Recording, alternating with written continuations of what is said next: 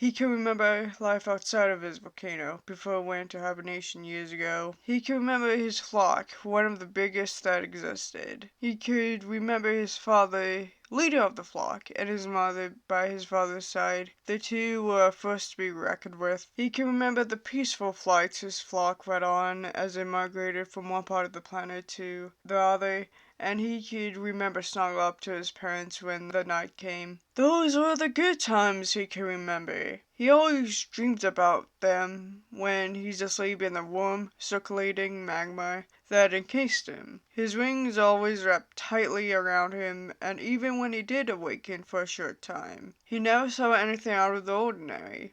Well, except for the entrance of his home seemingly being blocked, but he had never thought anything of it.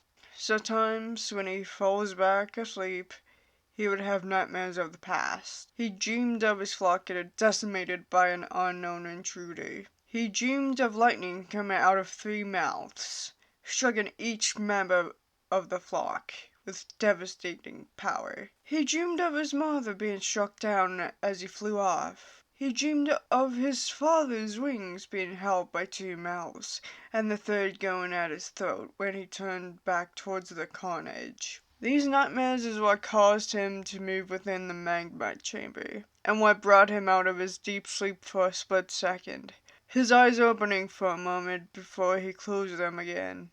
He was about to go back into deeper sleep when a noise caused his eyes to snap open once more. Something was calling to him. Something that vaguely sounded of his own flock.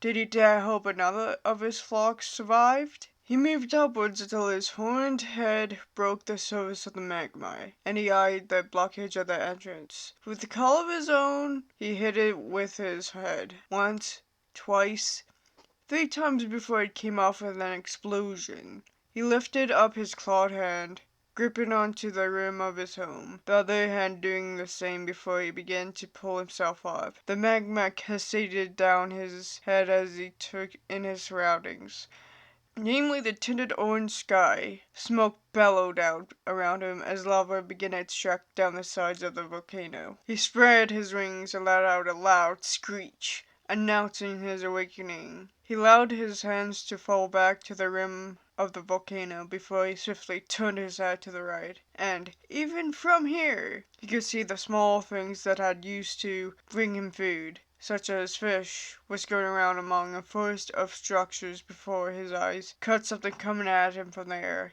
Could it be his kind? No. The ones that was coming at him was far too small. They weren't even the size of his hand. So he simply watched as 2 of them came closer and closer before dropping something. These somethings kept coming and coming until they struck his chest, causing an explosion against his tough scales. He let out a startled roar before he spread his wings once more. More of the small flying things dropped the exploding somethings, each landing on his chest. And it honestly did not hurt. The first few just startled him. He gave another roar before something caught his sight. Something larger than these flying things, almost his size. It was shaped like one of his kind, but at the same time it wasn't. He watched as the large thing turned away and began to head back the way it came. He let out a shorter call, attempted to call the thing back, but it just continued on its way, the small flying things following its lead. With a tilt of the head, he took a few steps forward, and with a mighty flap of his wings, he was soaring towards the large thing. Maybe, just maybe, this thing could bring him to his kind. Maybe he won't be alone anymore.